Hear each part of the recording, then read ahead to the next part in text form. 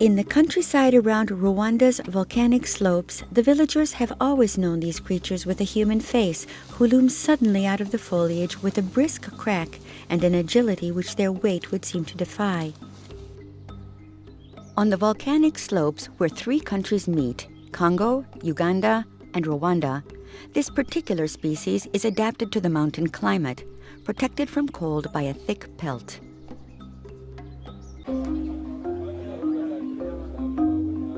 In Rwanda, outside the protected zone, a tourist center is set up for visitors. This is where visitors receive precise instructions and learn how to behave when approaching gorillas. These animals are not dangerous if one adopts an appropriate attitude. Never stare too long at a large male who is looking at you. Lower your head in submission, and if he approaches, move aside to let him pass, but never run away. The preventive and protective measures have a cost. Personnel for surveillance, as well as the whole infrastructure necessary to support them, justify the high price demanded from anyone wishing to enter the protected zone. In Rwanda, the visitor permit to the Volcans National Park costs about 600 euros per person per day. Only 70 visitors are allowed to enter the protected zone daily. The hike to the gorillas can be several hours long and cannot be undertaken without an escort. In addition to porters, at least 2 guides and 2 armed men accompany visitors, ready to intervene at any moment. A wall marks the beginning of the protected zone.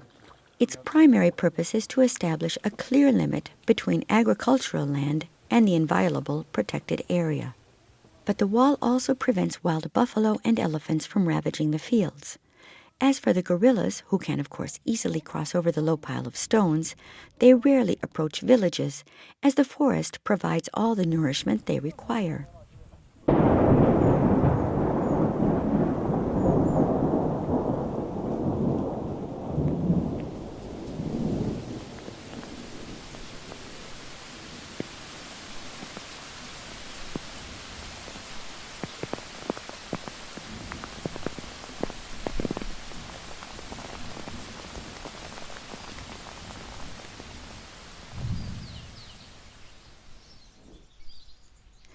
The guide Emmanuel Haririmana, who grew up next to the primeval forest, warns visitors not to approach gorillas without first asking their permission. No, we need to ask the permission. How we do ask the permission?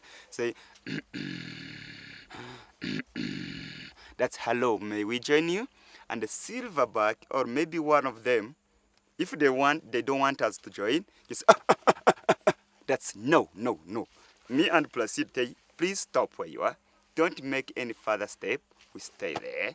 Keep begging. If they say, man, we say, okay, go and take pictures. The rocks are not fixed. You need to be careful. One last piece of advice: obey the gorillas calmly. Sometimes they may come and just grab you and pull you. If they grab you, no complaint. Even silverback may grab you and pull. Just if he pulls you, just you follow him. Don't make any complaint, that's how it is. So that's why we say you need to be together. Me and my friend, we make sure that we do monitor you, have to handle you. Otherwise, if you are there and the black buck try to challenge you, you don't know how to behave, that's going to be a bigger problem.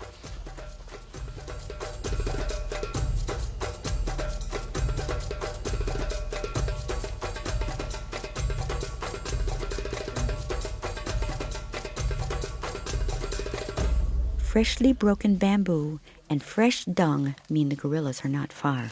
Are you ready?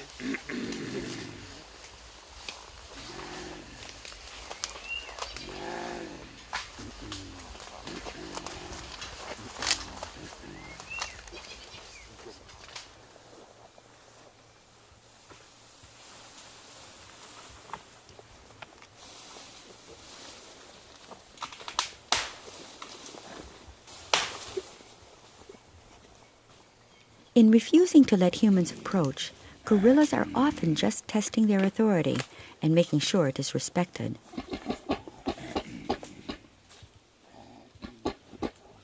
Then, after being asked once or twice, they will accept. But tolerance for the presence of humans can vary from family to family. Some refuse to let anyone close.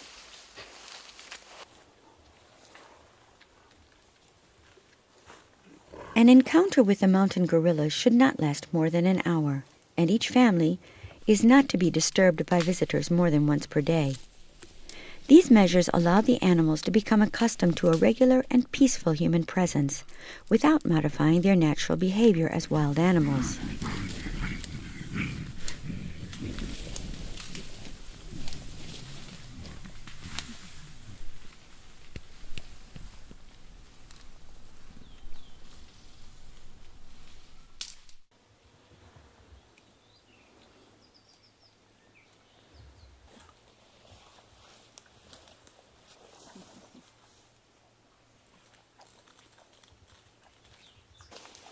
Families move to several different spots during the day in search of food. Between 10 and 40 family members are grouped under the rule of a dominant male, justly called a silverback. This distinctive coloring only appears when the gorilla is fully mature. He may be 2 meters tall and can weigh 200 kilos.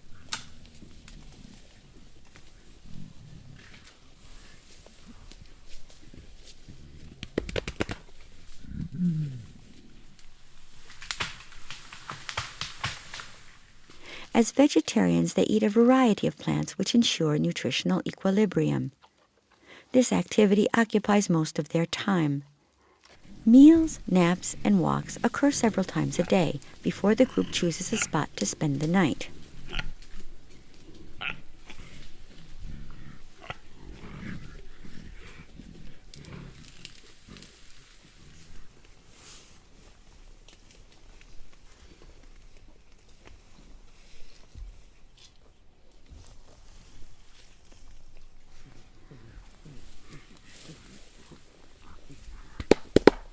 Rwanda's government finally managed to persuade most local people that a respect for the environment would result in an increase in ecotourism, a source of employment and revenue for them.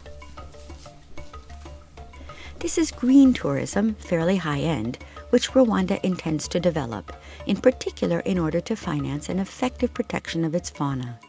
Quite close to the reserve, several luxury lodges welcome travelers. Impeccably clean, serving fine food, offering luxurious surroundings, such lodgings are very appreciated between visits to the forest cousins.